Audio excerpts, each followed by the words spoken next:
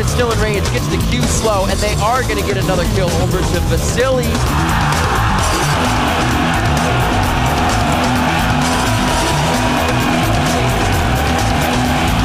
Double shockwave! Inox is going to get hit up after that. A triple kill coming in from Wild Turtle.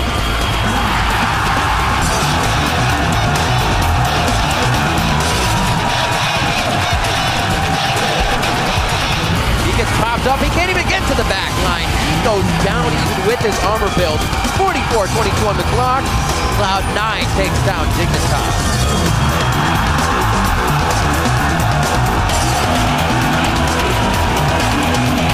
Oh no, double lift.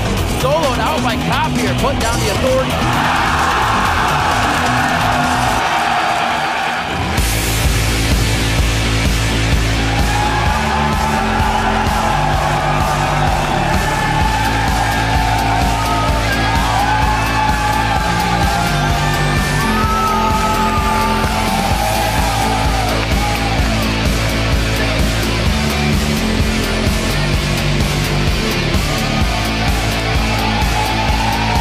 Welcome to the North American LCS Summer Split.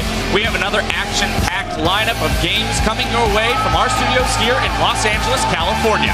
A trip to Worlds is nearly in reach for many of these teams, so you can expect to see another explosive, action-packed day on the Rift. Hello, I'm James Dash Patterson, and with me is Sam Kobe Hartman-Kensler and David Freak Turley. Gentlemen, thanks for being here with me. Thanks for having us. All right, let's get right into it. We're going to start with the TSM roster change. We saw the Bay Life crew win their first game with Lustboy with as a new support. What did we learn? Honestly, we didn't learn that much. In this particular game, TSM got so far ahead that Lustboy didn't really get to display all that much. He landed a lot of good bindings, but aside from that, you know, TSM pretty much always beat Evil Geniuses. Actually, they always have beaten Evil Geniuses this split. Right, and to me, the real test is actually what his coordination with the team is like. That's actually the big thing you have to worry about with a new player, especially one whose native language isn't English. Now, in our interview with Amazing and Bjergsen, they had said, oh, his English is good enough that we know what he wants to do. His body language in-game is also pretty good, so we know what's going on, and that's good that he's fitting so far, but TSM, to me, always needed a really good shot caller and good communication, and I'm not sure if Lustboy is the person for that. All right, well, we'll be able to better gauge the move's success when TSM faces off against their longtime rival CLG today. And honestly, CLG is struggling right now, losing their last 3 games. They're 3 games behind first and only 1 game back of that coveted second place spot for the first round bye in the playoffs.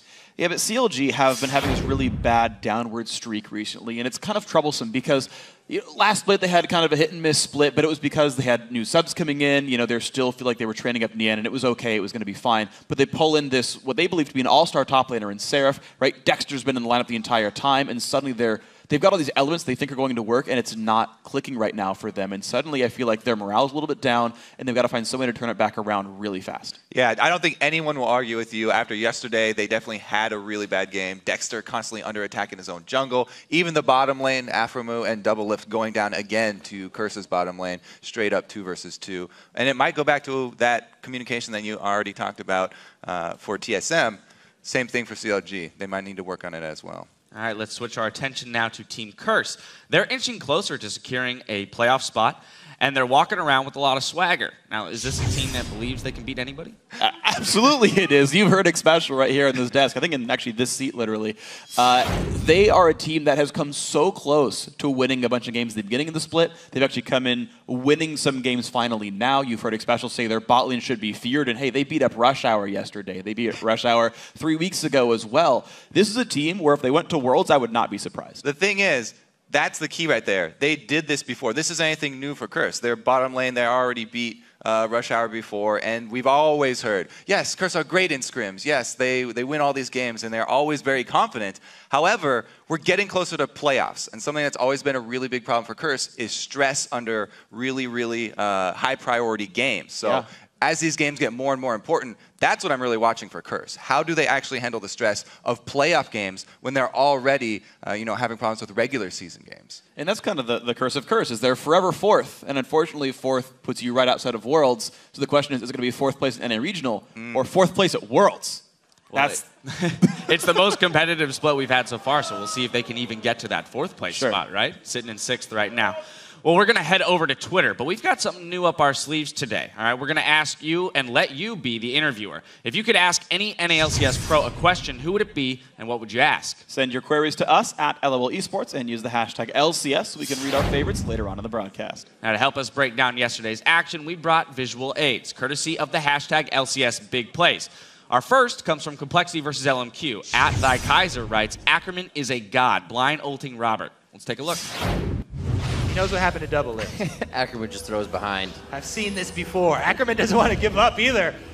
Gragas can take this chase. Oh, man. Oh! What? What a throw! Ackerman on the Gragas has been just destroying AD carries left and right. And the best part, walks away before the barrel even explodes. Yeah, man, it's one of those cool guys who don't look at explosions things, put the sunglasses on. He knows he's got it. Our next highlight comes from TSM versus EG. At Jessica Chung writes, that dropped the mic, walk away, amazing Baron Smite was amazing. Now let's roll the big play.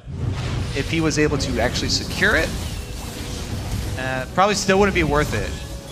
1600 Baron, Helios just on the outside as they stop it. He's gonna go in. Oh my, Amazing says thank you very much from the outside.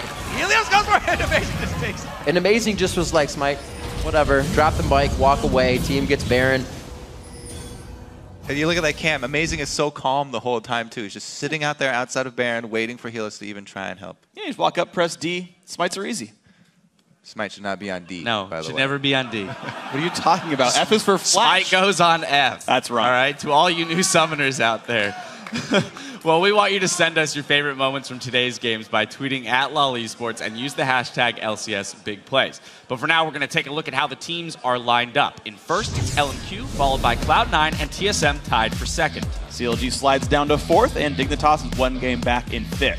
Then in 6th place, it's Curse, with Complexity and Evil Geniuses taking the bottom spots. Now we'll be checking back to see how that changes after our games today, starting with Evil Geniuses versus Curse. After that, Cloud9 taking on first place LMQ, followed by a classic rivalry between TSM and CLG, and we will conclude our LCS day with Dignitas versus Complexity. Then stick around for our coverage of the North American Challenger Series for a best-of-3 semifinal showdown between LawPro and Curse Academy. And as always, we want to know who you think will be victorious. So head over to lolesports.com, click on schedule, and start locking in your votes. You can also check out our new VOD hub that's been redesigned for maximum watcheration and quick viewization, spoiler-free. All right, well, Team Curse are known for playing very well in scrims against other NALCS teams, as we said. So to prepare for this stretch run of a season, they found a new, young, and hungry team to practice against.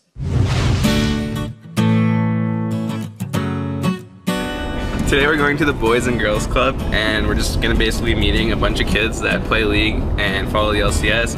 We're just going to go talk to them, give them some cool gear, and just have a good time. Very nice to meet you. Alex. Very nice to meet you. Very nice to meet you. The important part about the Boys and Girls Club is that we serve all youth, really. We are here to empower those who might not be empowered yet. It's a great place for you to come and just be yourself. You're going to be accepted no matter what. I like coming to the Boys and Girls Club so I can see my friends and play League of Legends with them and just have fun. The Boys and Girls Club actually was what got me into League of Legends. Oh my God. You guys, come on in.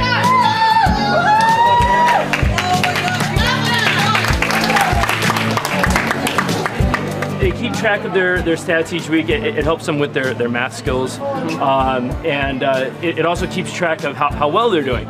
And then, of course, we have a spotlight on each of you, our favorite team. Oh my God, we got like the What I want to do is I want to introduce my team. We are going to have a challenge against Team Curse. I hope you guys are ready, because Oscar, our team analyst, is going to be choosing your role and your champ for today. Jungle Katarina. Okay, I'll do it. You're ADC. You're playing Thresh. Oh. I'm sorry, Cop, but top Galio. I hope you like Cows, because you're playing mid Alistar. Let's skill something easy on you, support Zillion.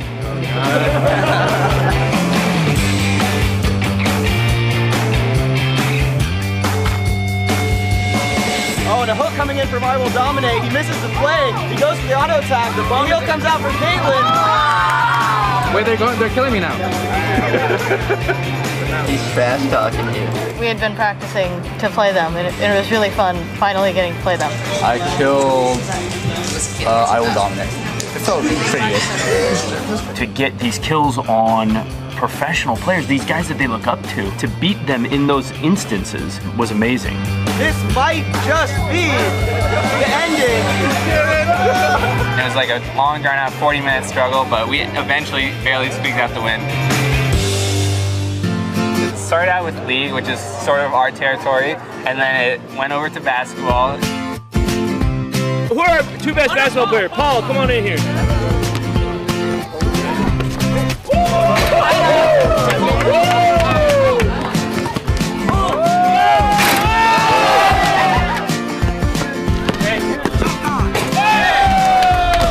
We moved on to foosball, which is what me and X Special were the masters at, and they beat us there too. The last competition was DDR. Dom was supposed to show up for us.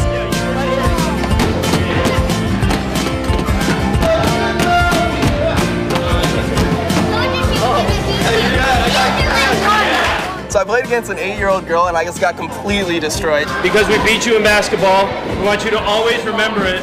Feel free to put this next to the Gordon Hayward ball that you guys have. Perfect, man. We invited all the league players and anyone else who wanted to go from the Boys and Girls Club to come out to LCS. I want to experience what it's like there because it seems like it's so exciting. A lot of noise, a lot of lights. We're all excited to be able to go watch them on Sunday and cheer for them.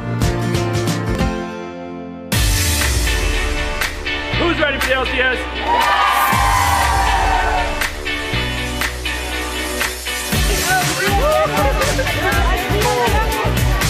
The excitement was building up the whole week. Oh my God.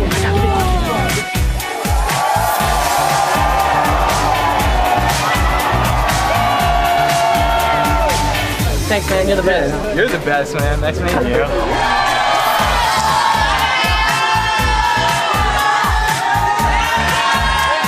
Seeing the kids from the Boys and Girls Club come out to support and cheer for us was awesome. Like when we got on stage, they're just like, "Hi, boy, special, quads." That was awesome. It just pumped me up for the game. What a matchup to end week 9. Cloud9 takes down Curse. Even though Curse didn't come out ahead this match, it was one of the most exciting matches we've ever seen. Right after the game, I was just like, man, what happened? But then I came out here, just talked to all these kids. They don't care if we win or lose. They're just so happy to see us, and that was really awesome. And it made me feel a lot better. The players always talk about how much it helps them when the fans come out and support them. It actually does, help them deal with that stress and improve their play a lot. It's honestly pretty awesome. Kobe, if you had to beat Curse in something, what sport or activity would you choose? Basketball. Yeah, that's They look pretty bad at basketball. They lost to 8-year-olds, so I feel like you got a leg up.